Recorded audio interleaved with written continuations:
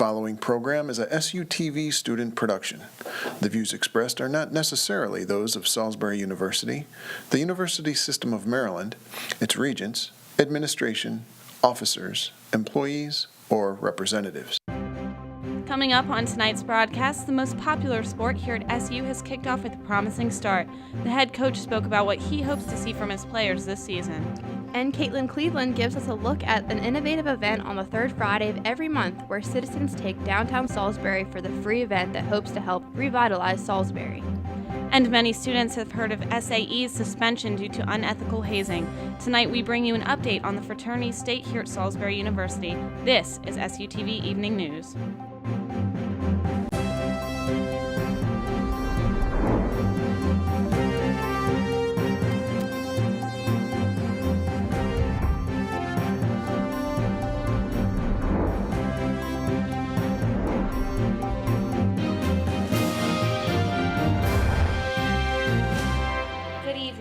Thank you for joining us tonight, Thursday, March 13th. I'm Sarah Wood. And I'm Sarah Gisriel. We start tonight's broadcast off with an update on SAE. As many may recall, the fraternity Sigma Alpha Epsilon being suspended due to their hazing practices here at SU. This past Sunday, March 9th, a new policy went into effect that eliminates the pledging process for new members. This is said to affect 226 chapters and 15 colonies nationwide. 10 deaths have been found at SAE chapters since 2006, according to a Bloomberg investigation, and SU has suspended SAE until summer 2015. And students will have the opportunity to explore their interests and quench their curiosity of Salisbury clubs and organizations with the activity fair that will be held on Admitted Students Day. Each student-run club and organization will have a designated table where members will be able to answer questions about the club's purpose as well as recruit new members. The activity fair is a great opportunity for new students to shop around and find a group that appeals to their interests. This event will also help remind older students that it is never too late to get involved. The activity fair is scheduled for Saturday, March 29th in Mag's Gym from 11:45 to 1:30. And for students interested in studying a different culture in another country, the Center for International Education extended the application dates for some study abroad trips for 2014. The summer application date has been moved to March 15th, while the fall date has been moved to April 1st, although the England and Scotland study abroad application still need to be submitted by this Saturday, March 15th. To apply, go to the webpage salisbury.edu/abroad. With so many campus events, it's often easy to forget about local activities off campus. A popular event here in Salisbury is Third Friday, a free monthly event that attracts Salisbury citizens, musicians, and artists. Caitlin Cleveland spoke to the event coordinator about why involvement in events such as these will contribute to the revitalization of Salisbury. I'm here downtown at Salisbury's monthly Third Friday. This event, which as the name states takes place on the third Friday of every month, has grown into quite the affair over the years. Earlier, we spoke to Jamie Heater, the events coordinator, to learn a little bit more about it. Third Friday is a monthly event. It's an art and entertainment event. It's on the third Friday of every month. And it's just a unique format to get people to come to one place at one time. During the summer months, Third Friday is held along the downtown plaza of West Main Street. In the winter, it is moved here to the Powell Building. The popularity of Third Friday has grown immensely with locals over the years, but there is still a lack of Salisbury University students attending the events. Definitely think it would be good for SU kids to come down to Third Friday. It's definitely something that is cool right now. It's gaining momentum. In order for downtown and for Salisbury really to revitalize, we're going to need to start keeping more young people in our area. Not only is Third Friday full of fun activities, it is beneficial to much of downtown Salisbury and to all the artists that take part in it. I participate in Third Friday because it's actually a fun local event for people to see that local artists do exist in this area, and that we're trying to get this area to be a little more up and coming to our style of stuff around here. It's a good way to get your work out in the public, and it's a free event. With the revitalization of downtown being one of Salisbury's top priorities these days, we asked about how this event has affected the revitalization efforts. As downtown revitalizes, it's going to increase property values. Everybody's going to get a benefit off of it. From downtown Salisbury, I'm Caitlin Cleveland.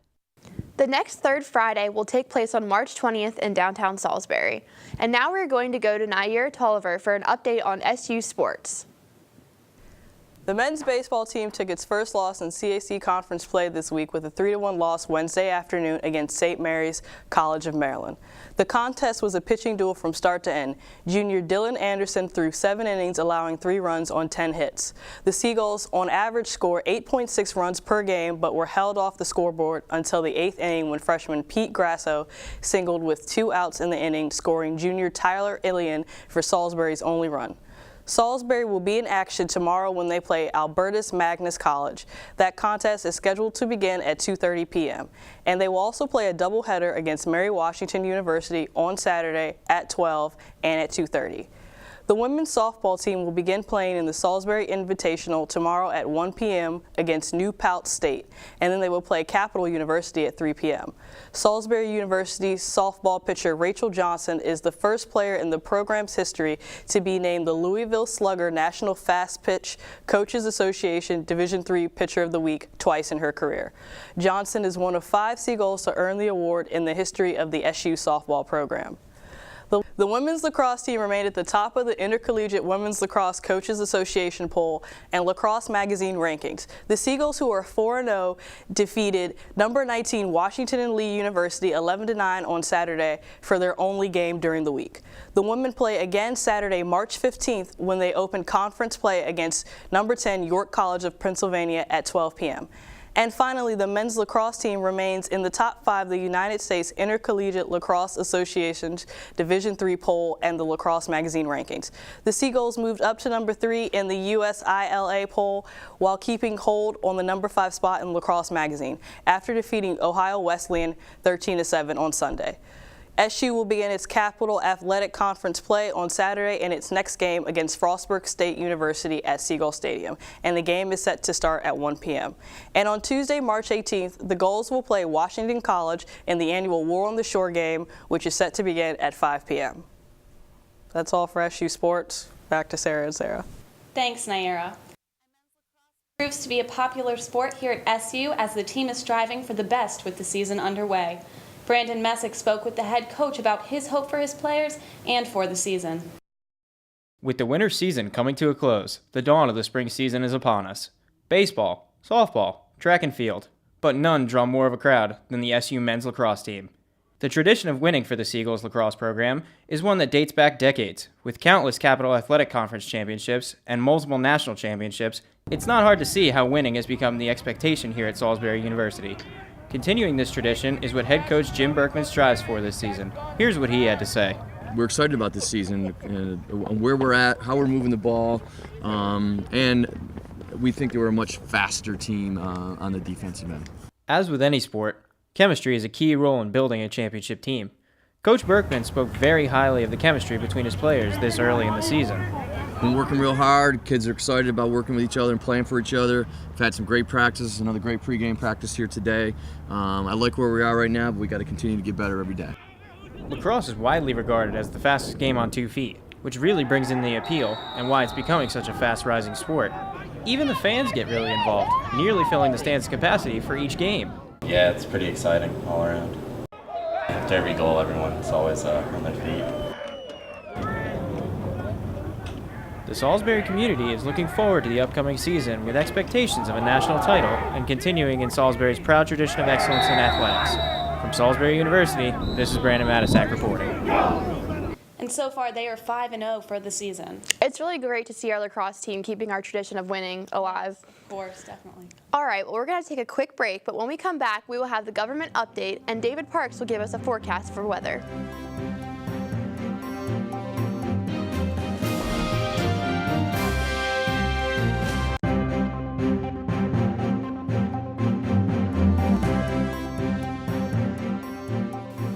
Welcome back.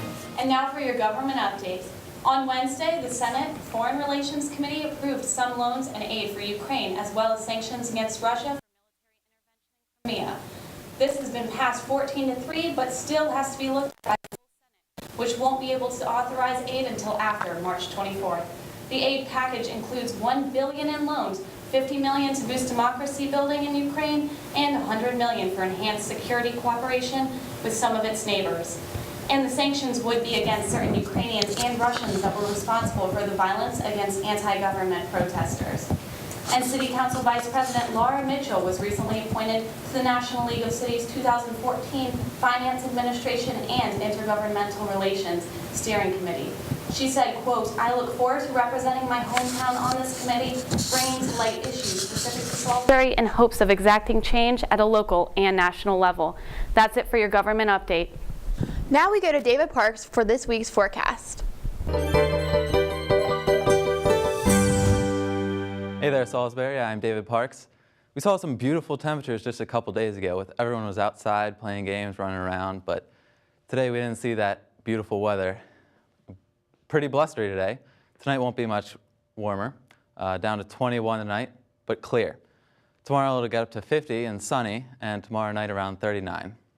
Now to look at your 7-day. This weekend we will warm up for the start of spring break, up to 63 on Saturday.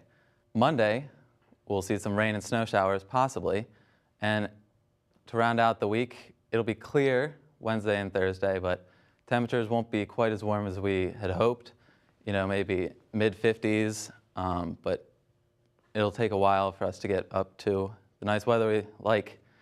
That's all for weather. Now back to you guys. Thanks, David. And 7 people were killed in an explosion caused by a gas leak yesterday morning in Harlem, New York. 70 people were injured in the explosion that was powerful enough to blow out windows in neighboring buildings that caused debris and glass to injure and even trap some people in their vehicles. The 2 buildings that collapsed during the explosion held 6 total floors of apartments, a piano shop, and a Spanish Christian church. Many residents who live near the disaster area said the smell of gas was overbearing the night before the explosion. Harlem Mayor Bill de Blasio commented on the unexpectedness of the tragedy by saying, quote, "This is a tragedy of the worst kind because there was no indication in time to save people. City officials are still searching for survivors in the rubble and hope to determine the cause of the gas leak as soon as possible for the public's safety." And the search for Flight 370, the Malaysian aircraft that disappeared on Friday afternoon, is intensifying as it enters the 6th day of being missing. The flight was scheduled to enter Beijing at 6:30 a.m., but lost contact with air traffic control about an hour after takeoff. The plane traveled hundreds of miles off course of its destination and had 239 people on board, 227 passengers, including 3 Americans, as well as 12 crew members. 2 Iranian passengers on board were in possession of stolen passports, but have not been found to have any link to criminal or terroristic activity that has been tied to the plane's disappearance. 10 countries have joined the search for the plane, including China, who released satellite images of possible debris where the plane may have crashed. Please stay tuned as we receive more updates on the plane's whereabouts. And now we take a look at the campus newspaper. Taylor Rogers tells us what's new in the flyer. I'm Taylor Rogers with another edition of This Week in the Flyer. On the front page, Olivia Clark writes about the suspension of the athletic training undergraduate program. In the article, she states that currently enrolled students will continue to graduate with a degree, but won't be available for future students starting in the fall. Pick up the flyer to find the reason for this academic change. Also on the front page is Jacob Troxell's article titled "SU Graduate Running for Lieutenant Governor." He sheds light on State Delegate Jeannie Hadaway-Riccio. The state delegate is now on the ballot for Lieutenant Governor of Maryland and would become the first SU graduate to hold Maryland's statewide office position. You can read about all of her successful endeavors in Troxell's article. Staff writer Samantha Babbo recaps SU Idol from last Sunday. She spoke with the winner Josh Mathis, and he stated his fiancée was in the audience and, quote, "I knew how much it meant to her when I sang her song and ended up winning." To hear from all the SU Idol competitors, check out the article. That's all for this week's flyer. Now back to you guys.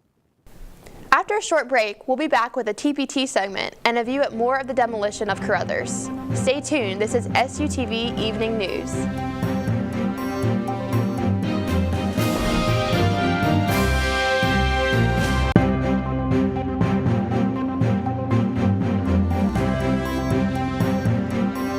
Welcome back to SUTV Evening News, and let's take a peek back into March 13th with this history of this week's version of Throwback Thursday.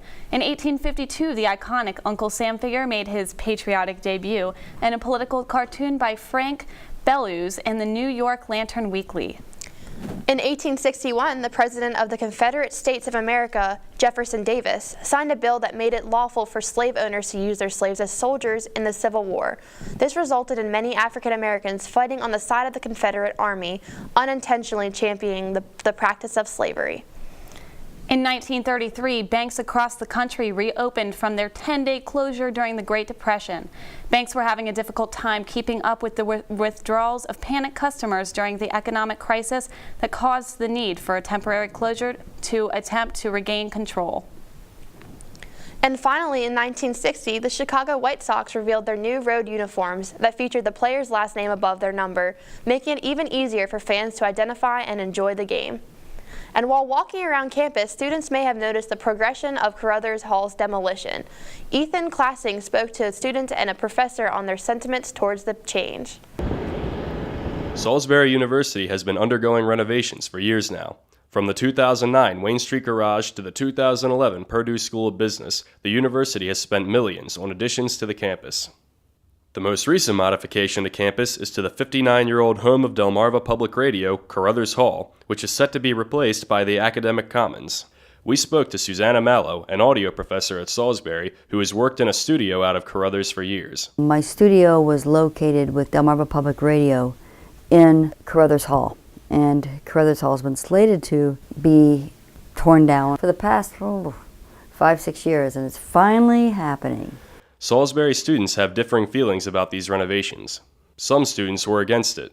Where's the nostalgia? I mean, we're running out. We're tearing down an old building. I had my first class at Salisbury University, English 103, in Carruthers. And now what? They're going to tear it down for something new and better? What's next, Holloway? Others didn't seem to care. It really doesn't matter to me. I don't really go in the hall that much. I'm in most of the other halls as long as the main ones are still up and running. So if it gets torn down, it gets torn down. No matter what students and staff feel about this project, the demolition of Carruthers is already in progress. The negative that I can think of would be, as a former student from here, I took a lot of my classes in Carruthers Hall. So there's some affection to Carruthers, and seeing it go is kind of a sad thing. Reporting for Salisbury University, this is Ethan Classing. Thanks, Ethan. And an academic commons will be replacing Carruthers Hall here at SU. Team captains for Relay for Life met this past Tuesday to discuss the American Cancer Society and the Cancer Action Network. Relay for Life is a way for students to get involved on a worldwide issue and to raise money and support to fight cancer. There are 43 days left until Relay, so if interested in joining a team, feel free to join us here at SUTV by signing up at relayforlife.org. All right, well, thank you for joining us and enjoy your spring break. We are already spring break themed with our flower shirts, so we're ready to go. Yep, definitely. Can't wait. And remember to join us back here at SUTV for more of your favorite shows. From all of us here at SUTV Evening News, good night.